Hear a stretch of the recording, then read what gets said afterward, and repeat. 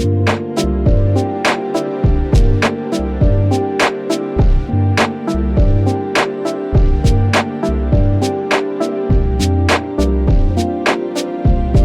game remakes are generally supposed to improve an old game, but what if it's one of the greatest games ever made?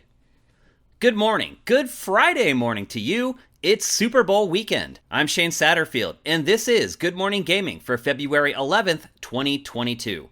It comes bright and early every weekday to our patrons who pledge at patreon.com/sifted, and it's delayed a couple days for everyone else. If you like our content, we also have a separate podcast feed for our flagship show, Game Face, that you can find by searching your favorite podcast service. You'll find the podcast versions of the rest of our content in the same feed you found this. Rumors have been swirling for quite a while about a remake of Resident Evil 4.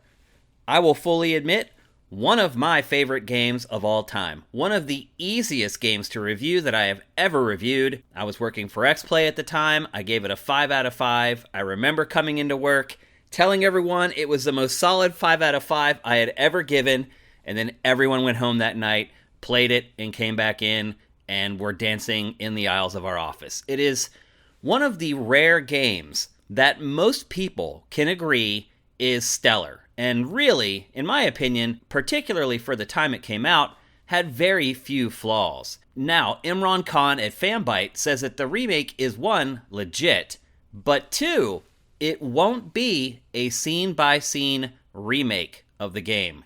Instead, it will be scarier and with more of a focus on the game's side characters. He reports that the game has also changed main developers from the RE3 remake team to the RE2 remake team, and that Capcom also approached Shinji Mikami to come work on the remake, but he declined. Here's the rub. Capcom just recently remade Resident Evil 2 and Resident Evil 3, both good games to great games. However, they left those games basically unchanged. Now it's Resident Evil 4's turn, the highest reviewed Resident Evil game of all time. And for some reason, Capcom feels like it should change it. I'm completely baffled by this. Khan's report goes on to say that a decent portion of the game will take place at night, which may include the early scene where Leon fights off hordes of infected in a village, basically the opening scene of the game. Also, the 3 early builds of Resident Evil 4, and there's footage of those early builds floating around on YouTube, they're way different than what Resident Evil 4 ended up becoming. But according to Imran Khan, Capcom is using that as inspiration for the remake. Let's break this down for a second. Bigger roles and more screen time to side characters. What side characters would those be? I can't think of too many side characters from that game where when I finished playing it, I was like, I really wish I had more time to interact with Salazar. This is completely baffling to me. Why would you remake a near-perfect game and take inspiration from versions of that game that were canceled due to the other ideas that they ended up running with and were extremely successful with? I just don't get it. I'm all for remakes, remasters that make a game that was good but had some flaws better, or a game that was on old hardware that maybe doesn't look too good right now, polishing up the graphics to make the game look... I'm cool with all of that stuff. But completely changing a classic is a very rare occurrence. Probably the most prominent would be the Final Fantasy VII remake. And I'll be honest, I really don't know which I like better, the original Final Fantasy VII or the remake. I like parts of the remake better because the combat is more active, but I felt like, for whatever reason, the storytelling in the original Final Fantasy VII was better. Here you have Capcom looking to change some of the huge tenets of Resident Evil 4. I don't look at too many video games as sacred cows, but when you start talking about my games of the generation, which is exactly what Resident Evil 4 was for me when it came out, that's where I have to draw the line. Capcom is hoping to announce the project in early 2022, so we should get official news very soon. Now for a couple more stories from the top of your SIFs. Prominent gaming news leaker Tom Henderson claims that 8 years after its announcement, Dead Island 2 could finally release this year. Boy, we're really piling on the zombies in this episode of GMG. We already knew that Dead Island 2 was still in active development at Dambuster Studios. The game was originally developed by Jaeger. It was then taken over by Sumo Digital, and then in 2019, Dambuster, an internal studio at Deep Silver, took over the development of the game. Henderson also provided some details on how the game plays out. He stated, quote, "You're on a plane, and there's a zombie outbreak on the plane. Eventually, the plane crashes into Hollywood. You survive, and it's then your job to survive on the ground." If you remember the trailer for Dead Island 2, it takes place at Venice Beach, here in Los Angeles, one of my favorite places to go, and actually about a mile and a half from where I'm sitting right now. It was one of the trailers of the year when it released. However, we have not seen a lick of official gameplay since that trailer was released. We have run that trailer on GameFace dozens of times. Dozens of times. And still, here we are, 8 years later, we have not seen official gameplay. Now, some gameplay did leak, and it's up on YouTube. You can find it on Sifted as well. And it did not look great. However, that gameplay was reportedly from 2015, which is now 7 years ago. I just talked about the video game zombie this week on Good Morning Gaming, and those are games that are canceled and then revived. And as I looked into it, there's actually a really good track record for games that are canceled and then revived and released. Generally, they end up pretty good. And here's a case of yet another one. Well, I guess I would call this one a video game about zombies zombie. PlayStation exclusive Horizon Forbidden West is just around the corner. I hope you guys are getting excited for this game because I am pretty much bursting at the seams at this point to get on with it. Today, the game's developer, Guerrilla Games, announced the accessibility options. Some of the features are carryovers from its prequel, Horizon Zero Dawn. Players will have the option to adjust damage levels that Aloy deals and receives to and from enemies, which gives you more flexibility in adjusting combat difficulty. I'll say one thing, I wish From Software would include this in all of its games. I could probably then say I have actually finished a From Software game. Another feature is the co-pilot system, which will allow another user with a second PlayStation controller to access the game. There's also another feature called the Easy Loot system, where any resource components that are still attached when killing a machine are added to its loot inventory. This lessens the need to detach those components during combat. In all, Guerrilla Games is doing the right thing by making its game accessible to as many players as possible. As part of the push for an open app store, Microsoft President Brad Smith told CNBC today that the company not only wants to keep games on PlayStation, it wants to bring Call of Duty and other popular Activision Blizzard games to Nintendo's Switch as well. Speaking to CNBC, Smith said, "We'd like to bring Call of Duty to Nintendo devices. We'd like to bring the other popular titles that Activision Blizzard has and ensure that they continue to be available on PlayStation and that they become available on Nintendo." This is great. I am not a huge proponent of exclusive games. I want everyone to be able to play every game while spending the least amount of money as possible. So I just want to say that first. But secondly, don't be fooled here, people. This is all about Microsoft trying to make sure that its purchase of Activision Blizzard makes it through all the regulatory checkpoints. If the FTC or some other government agency believes that this purchase will irreparably harm people who have purchased other consoles, then they could actually block the sale. So right now, Microsoft is saying everything that it needs to say. It needs to say any franchises that were previously on PlayStation are going to continue on PlayStation. It needs to say we're going above and beyond by now releasing games on Nintendo platforms that in some cases have never appeared on Nintendo platforms.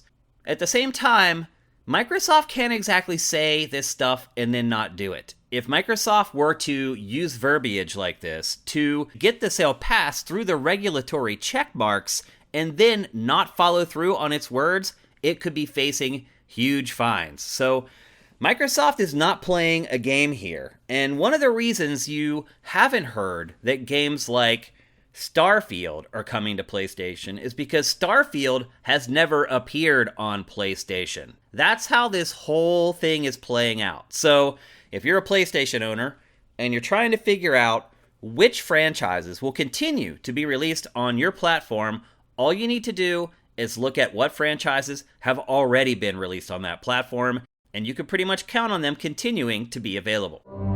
Ubisoft has announced that it's issued 166,000 bans in Rainbow Six Siege in just the last 18 months. That's 14,000 bans per month. That's one ban every 3 minutes. That's how bad the cheating is in Rainbow Six Siege. Ubisoft is working on a phone number verification system with an outside vendor to help curb the cheating. But why do players do this? I don't understand it. I will never understand why players cheat. If it's to move up the ranks and eventually get picked up by some esports team or league, when the rubber hits the road, they're going to get exposed. If they're not as good as their numbers are saying, eventually someone's going to sit there and watch them play. And then what happens? They're exposed. More likely, though, they're just griefers trying to ruin everyone else's good time. And again, why? Why do people do this? I'll never understand the psychology. Why are there so many people who just want to see the world burn? The Sims 4 Wedding expansion won't release in Russia due to the country's anti-LGBTQ laws. The expansion story focuses on the marriage of two women. The Russian government passed a law in 2013 that supposedly protects children from homosexual content, stating it contradicts family values. Rather than bow to Russia's authoritarian regime, EA is going to lose some money and not release it there at all. While I admire EA for taking this stand, you've got to wonder if oppressed LGBTQ Russians would prefer to even have a more watered-down version of the game. However, EA is saying all the right things. Quote, "Over the years, you've delighted us with the ways your Sims have found love and celebrated that love through weddings in our base game. You've also shared with us your eagerness to walk down the aisle, have your Sims take their seats, and shed a tear of joy as you made a lifelong commitment. The ability to tell stories, any story, is at the core of what we do at The Sims. Holding back Cam and Dom's story meant compromising the values we live by. We are committed to the freedom to be who you are, to love who you love, and tell the stories you want to tell." Again, full marks to EA for taking a stand. I don't think it's going to lose a lot of money by not releasing it in Russia, but it is some, and that matters. The expansion launches February 17th, everywhere but Russia.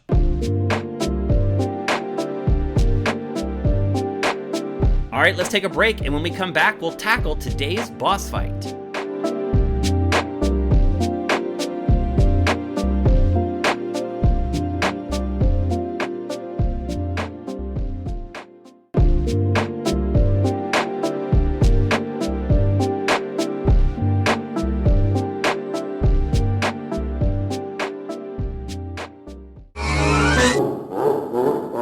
Welcome to today's boss fight, where I tackle random topics that may or may not be related to video games. One of the things I get asked the most by people I run into who recognize me, and it doesn't happen anywhere near as often as it used to. When I worked at GT, I was recognized all the time. It's pretty crazy, honestly. It still shocks me to this day. I can't imagine what it's like for really popular YouTubers. I mean, there was one time I went to the movies with my sister. She had come to visit me, and we went to the movies, and a bunch of kids walked up to me and were like, "Are you Shane Satterfield?" It still blows my mind that ever happened to me. Ever. That doesn't really happen much anymore. Like, even now when I walk around E3, across like 3 days, I'll maybe have 5 people walk up to me and say, "Are you Shane?" So things have changed drastically for me over time. But one thing that people always ask me when they do meet me is, one, how do I break into the games industry? And two, what does it take to get into the games industry? They're two separate questions, and I'm going to tackle the latter of the two today. First, I would say there are basically 3 main disciplines in the games industry that you should probably decide between. There's working in game development, actually creating the games. There's working in marketing and PR, basically the advertising of the games. And then there's working in the press. And then obviously there's the C-level executives, but you're only going to get there if you start at one of these three places. I'm going to start with development. I have never been a game developer, but I have literally talked to thousands of them. And not just talked to them in a very sterile environment where they're doing one interview after another. I've done that stuff. But really meeting them out at industry nights, having a drink with them at the bar after the press event is over, or just some of them I've become friends with through life, and we've stayed close through all my years in the industry. And what all of them say is that your love of games doesn't matter as much as you think. They said more so, it's that you should love the discipline that you're working in. So if you're an artist, you have to love art. If you're a programmer, you have to love programming. If you don't, the job is going to kill you and you're going to wash out, no matter how much you love video games. In fact, some of them have told me that a love of video games can actually be a detriment to being a game developer. They say that sometimes people who really love games are very outspoken on development teams, and there is a very clear hierarchy on those teams. Now, to be fair, a lot of developers I talk to also say that their corporate structure is pretty flat, and the whole development team generally has some kind of say in the direction of the game that they're working on. However, there's a line that gets drawn in the sand, and a lot of times people who are really into playing games tend to place a lot of weight in their opinions, and in some cases devalue the opinions of others who they do not perceive to be as quote-unquote hardcore as they are. So, number one, being a big gamer, not that much of a help to work in the team environment. And number two, you have to really love what you're doing. And then, of course, the next thing that people ask is, okay, I can deal with that stuff. How do I get there? And this is one of the rare cases where I would say that going to school and spending a lot of money on a trade school where you learn how to program, or going to like Full Sail University, doesn't really pay dividends. In the end, the proof is in the pudding. And a lot of people have taught themselves how to program on their own, watching YouTube videos, reading tutorials online. And really, the best resume you'll ever have will not be, I went to this school, or I learned how to program when I was 13.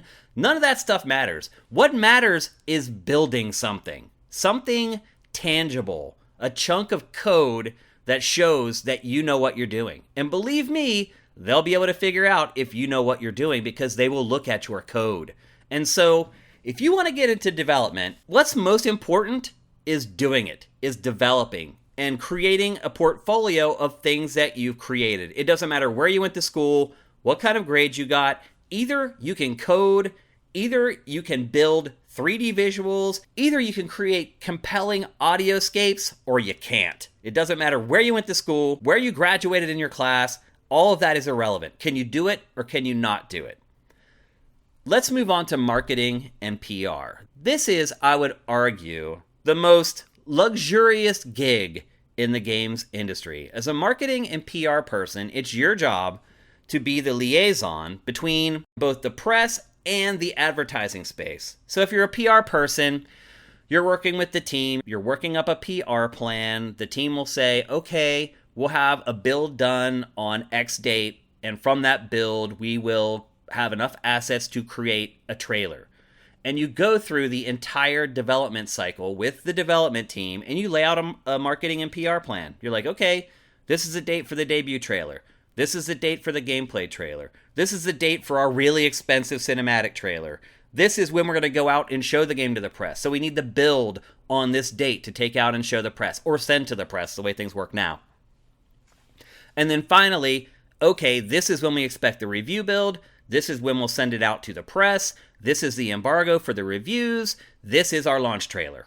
All that stuff is planned out by the marketing and PR department. Now, the marketing team, they take a look at the game. They figure out what its tenets are. what its big marketing and selling points are, and then they try to figure out outlets where it makes sense to advertise. So back when I worked at GT, we don't have any advertising at all on Sifted. We are conflict free. But back when I worked at Game Trailers, we would have products. So a marketing person, we had marketing people, and then Sony or Nintendo or Microsoft or whoever had marketing people, and they would meet and get together. And the marketing person would say, okay, this is the game. This is what it's about. What products do you have that are a good match for this? And then our marketing person says, oh, well, we have this series where we do awesome retrospectives. Since this is Halo 10, how about we do a Halo retrospective that covers the first 9 games and then leads into the 10th game? That's how it works. That's how the relationship works. And they agree on a price for that, when it will run on the website, and off it goes. It's a fun gig. You fly around all over the place. It's definitely not for people who don't like to travel or are introverted, because it's really about meeting people face to face, making deals, understanding the product. But while you're doing that, you're flying first class or at least business class. You're staying many times in the nicest hotel in whatever city you're traveling to. It's a pretty posh gig. And at the end of it all, you get to be there for the parties, and sometimes you get to plan the launch parties. I would actually argue, if I had a son or daughter, and I do not, but if I did, and they were asking me, what should they major in?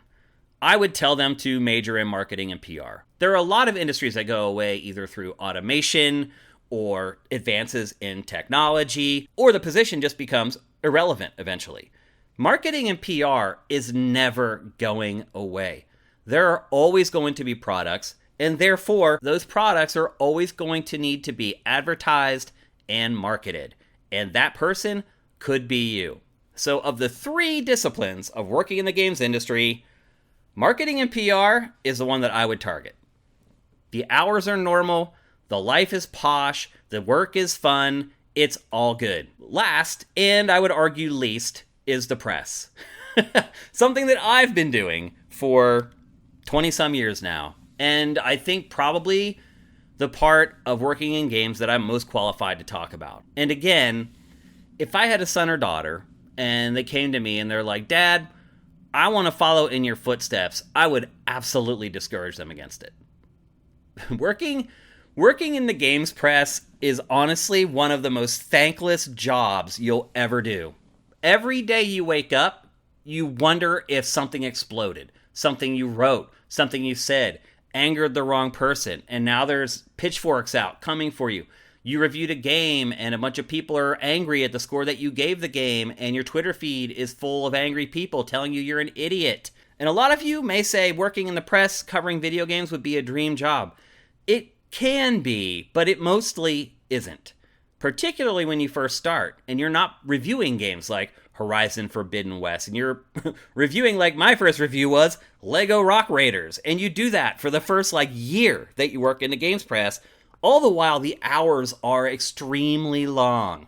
I work generally from 7 in the morning until 11 at night. I'm recording Good Morning Gaming right now. It's 7:55 p.m. that I'm recording this right now. After this is done, I have to edit it all together. I have to render it. I have to upload it to YouTube. I have to convert the show to an MP3 file. I have to upload the MP3 file. I have to create all the graphics to promote it. Once all that's done, it's uploaded. I have to then go and publish it on Sifted, on Patreon, on our YouTube channel for our members on YouTube. And then I have to go on social media and promote it all. I will do all of this. It's 7:55 right now.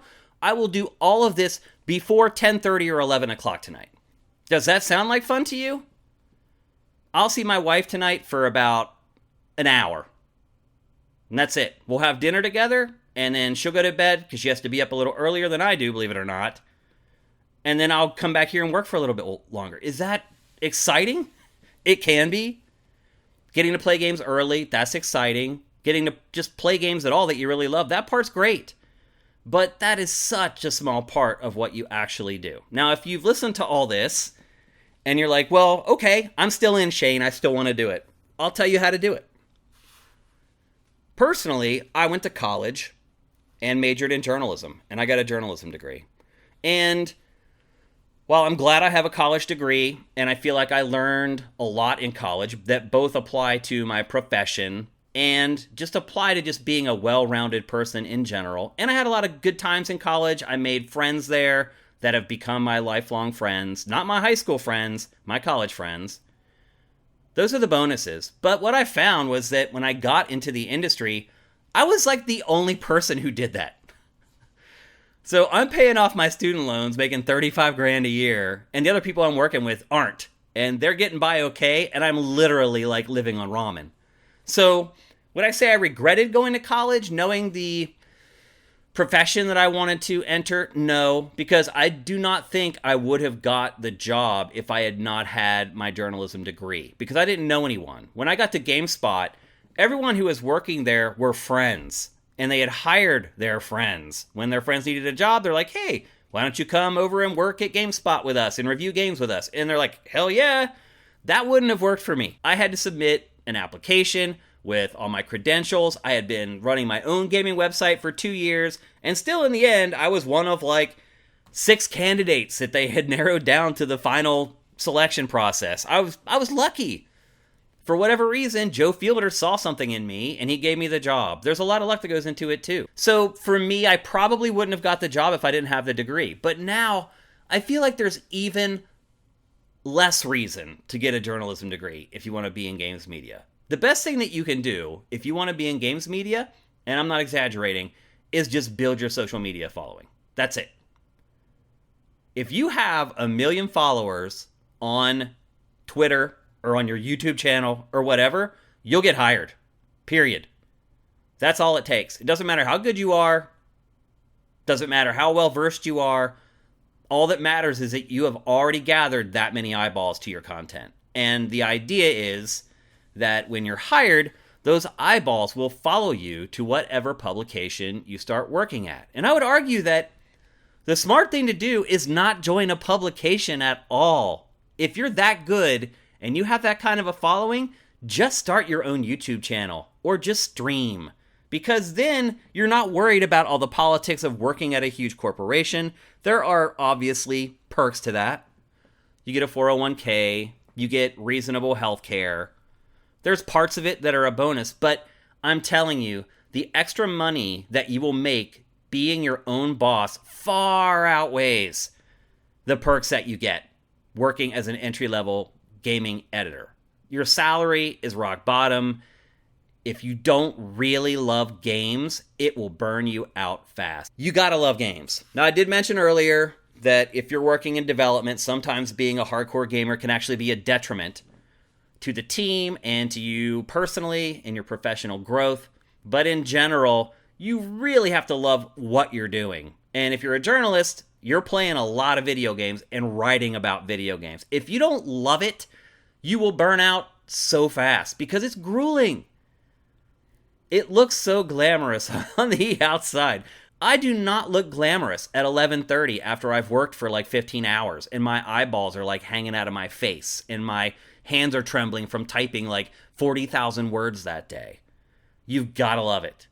And I would argue in marketing and PR, loving games is a huge advantage because it helps you make those connections on those deals. So when that meeting happens between Game Trailer's marketing person and Sony's marketing person, you can understand if what they're pitching you makes sense for the game that you're representing and is going to be successful. So I don't think you need to be a hardcore gamer to be a marketing or PR person in gaming, but I do think you need to be a hardcore gamer if you want to do well in gaming marketing or PR. It doesn't hurt either if you're a really nice person. That's also really important. If you're an introvert, or if you can be a little gruff, probably not the job for you. It's all about making relationships and building trust between you and the press or you and other marketing people. So I feel like I'm wrapping this up and I'm making working in the games industry seem really awful. It's not. It's like a lot of jobs. There's days where you finish work and you're like, I don't know if I can do this anymore. And then there are some days where the day ends, you're like, oh my God, I'm so lucky to do this. And I think most jobs at least have a little bit of that. I know a lot of minimum wage jobs don't. At least the ones I had didn't. Like I never said, I'm really thankful that I'm working at the gas station when I was in high school. I'm talking about careers, things that you want to do with the rest of your life, not selling another shirt at Benetton or Macy's or whatever. But I don't want you to get the impression that it's just all bad. That's what's really important. If you truly do love games, it can be an amazing vocation. It can also crush your soul. But above all, if you really want to get into it and you want to have a sustainable career, you really have to love video games. And I don't mean like, I like playing Halo and I like Mario. You need to be able to play bad games and still find something enjoyable about them. You need to be able to look at every video game and find at least something redeeming in every single one of them. If you don't feel like you can do that, it's probably not for you. Before I go, I want to drop my pick for the Super Bowl on Sunday. It is the Rams versus the Bengals. Right now, the Rams are favored by 3.5 points. And I know a lot of you may not know this, but generally, the way NFL lines work is the home team gets 3 points just for playing at home. And in this case, the Rams are playing the Super Bowl in their home stadium. So that 3.5 point spread is really half a point. So the Rams favored by half a point over the Bengals. I'm taking the Bengals. I'm calling for the upset here. It's not that big of an upset, I don't think. I feel like the Bengals just have the mojo. The biggest concern for the Bengals is the Rams' defensive line and Joe Burrow getting sacked a lot. Here's the thing, though. Joe Burrow was sacked 9 times in his first playoff game and still won. So you can't rattle the guy. And even if you do get to him that much, it's not such a big detriment to the overall game that the Bengals still can't win. The Bengals receivers on the Rams secondary, I think that's going to be the X factor in the game. And I think the Bengals probably have the best wide receiver core in the NFL. And granted, the Rams have a nice receiving core too. They have OBJ, they have Cooper Kupp, but it cannot hang with the trifecta of receivers that the Bengals have. So I'm going to say the Bengals win outright. If you're betting, and obviously, full disclaimer here, if you bet and you lose, it's not on me. I'm not recommending that you bet, but I would say I'm calling the Bengals to win, and they're getting 3.5 points. So if you are going to put a couple dollars on the game, I would take a hard look at the Bengals.